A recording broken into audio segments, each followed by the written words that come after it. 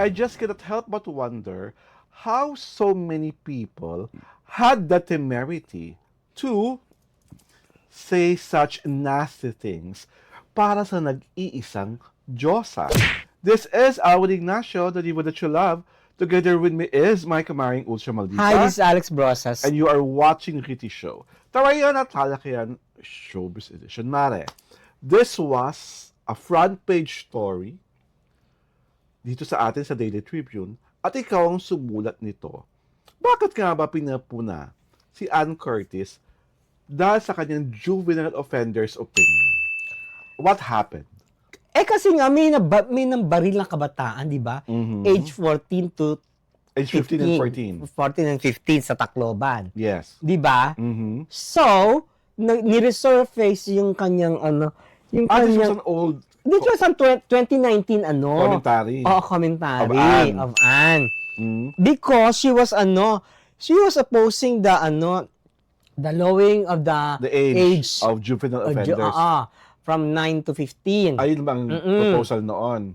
Ayaw niya. She was against it. She was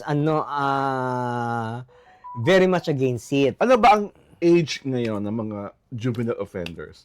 Parang 15 to 15 to 17. Ganon. Kasi pag 18 ka na, considered adult ka na. Yun. So, may baril lang, di ba? So, there was this Facebook page, All Right, ALLWRITE,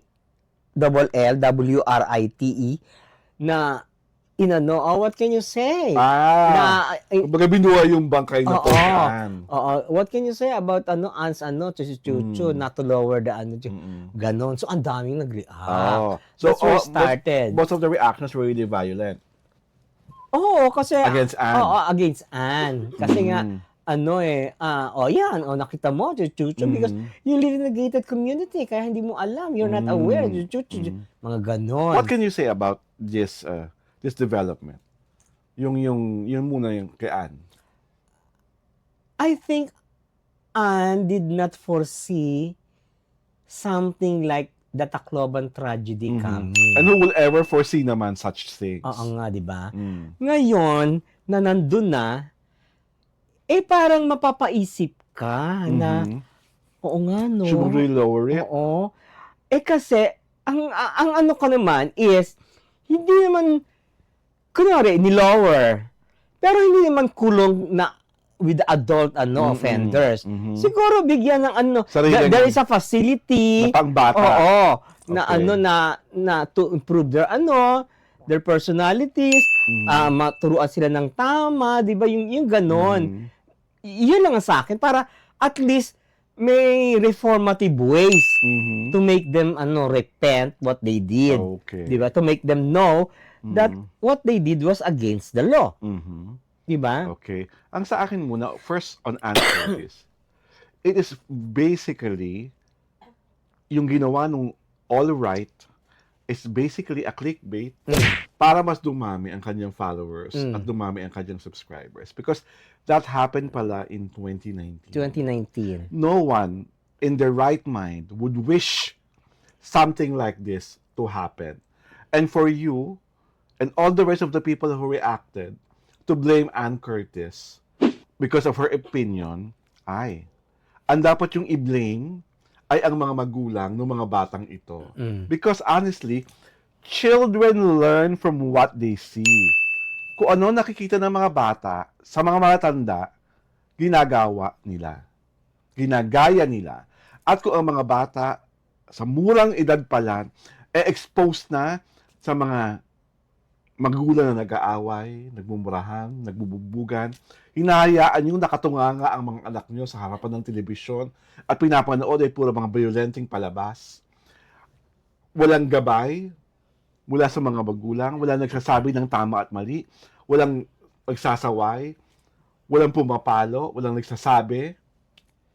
And then, hindi nyo rin kakilala kung sino yung mga kaibigan ng mga anak nyo na malaking impluensya sa mga kabataan. At syempre, yung environment sa school, kung paano ang dynamic sa eskwelahan. Huwag niyo pong ibato ang sisi sa komento ni Ann Curtis. Ibato nyo ang sisi dun sa mga adults na nagpalaki dun sa mga batang yon. At dun sa anong klaseng exposure ang binigay ng mga magulang ng mga batang yon. Kaya sila nagkaganito. Because if we are going to read the reports, di ba planado daw? Planado daw. Pinag-aralan. May mga kung ano-anong kapabayaan from both parties. So, dapat nga mas maalarma tayo na aka na mga magulang ng mga batang ito. Hindi nyo alam na may isa sa kanila pala ng joplat ng baril.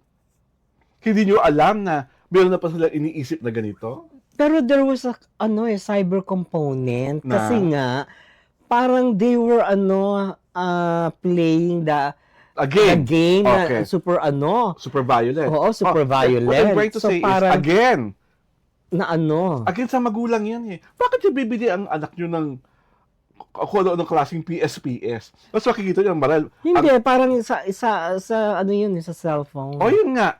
Tapos Nakita nyo, ilang taon yung mga bata? 14, 15. Dapat nga sa ganyang edad, hindi nyo pa pinapahawak ng cellphone. And Pinaghahawak nila yapat yan ng cellphone nung 18 years old na sila. At dapat, nakikita nyo, kayo mga magulang, anak, ano may mga app mo dyan? Nakita nyo palang may ganung laro? Alam mo, no offense man yung mga people in the poverty line, they don't do that. Well. Diba? They are not I get equipped. you. Diba? Hindi nila, ang uunahin nila ay ang kabuhayan nila. Pagkain. They really won't care kung sino yung barkada ng mga anak nila. They won't care anong piniplay ng anak nila. They really won't. This is an economic status then issue. It's also the same. Hindi yun. Also, the reality is,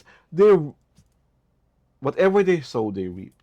Pinabayaan nyo Hinayaan nyo magkaganyan. Hinayaan nyo magkaganire. Yun ang nangyari.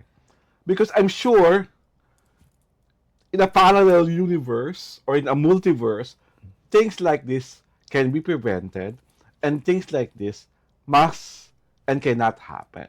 Kaya lang nangyari na. So, sa akin, huwag nating ibunto ng sisi sa katulad ni Ann Curtis na yun ang opinion niya noong mga panahon na yon. Kasi ngayon, I'm not even sure it is a parang, isolated case. Diba? Kasi pwedeng i-dismiss, isolated case lang naman yan, minsan lang yan nangyayari. May mga tao mag-iisip na At gano'n. saka ang thinking ko dito, baka napanood ito yung sa Amerika na diba, yung mga estudyante pala, Mass shooting. ayun hindi isolated cases yun, Buwan o linggo-linggo, may mass shooting sa Amerika. Diba, na estudyante, baka At they were influenced. Ay, Pwede. wala pa sa Pilipinas. Saka lalo diba? na sa Amerika, libre ang barel. Pwede kang bumili kahit saan, lalo na kung meron kang ID. Or kung diba? hindi man, pwede kang, well, that's another story. But sa akin lang, whether you are in a family who is in a disadvantageous situation, please, alam ko po, pagod kayo sa paghahanap ng trabaho para makabili ng bigas, pagkain, everything. Pero still, it is imperative na kausapin niyo pa rin po ang mga anak niyo. There was a lingering question that Ano yun? I was, Mars? how were they able to enter the campus with the barrel? Yes. So, hindi ba yun? Hindi ba Inspect ng sinerge? guards. Hindi ba in-inspect? There was to begin with, there was a culpability from the Administration of the school. of the school, di ba? Dahil Parang, dapat- bakit ka nakapasok ng school na may baril pala yon? Dapat talaga Di ba kasi hindi inspected yung Dapat may bag Oo, searches. di ba? Lalo na yun, that's easy to, I mean, siguro the guards there were not trained. Kasi nga, it's just a school, di ba? Oo. At saka, they did not foresee na na may magdadala ng baril at mamamaril sa buong school. Pero, dapat ang doon, yung inspection. Yes. Nobody inspected yata. Kasi if somebody inspected, Doon pa lang, timbog na. stop ka na, di ba? Oo. Hindi ka na makaka-enter ng facility ng school, di ba? So, at that point, Napigilan na. At that point, I think, may lapse ang school administration. Well, whoever is guarding the school. Well, I just really hope Diba? there's going to be a proper investigation with regard to this matter. At sana, masakit man sabihin, may mga aral talaga sa buhay na you get from harrowing and tragic experiences. But people don't learn. Well, I just hope that the people from Tacloban learn something from this and that this incident must never, ever happen again. This is Arwin Ignacio, the diva that you love. Together with me is Becca Maring Ultra Maldita. Hi, this is Alex And you are Brosas. watching Riti Show. Tarayan at Talakayan Showbiz Edition.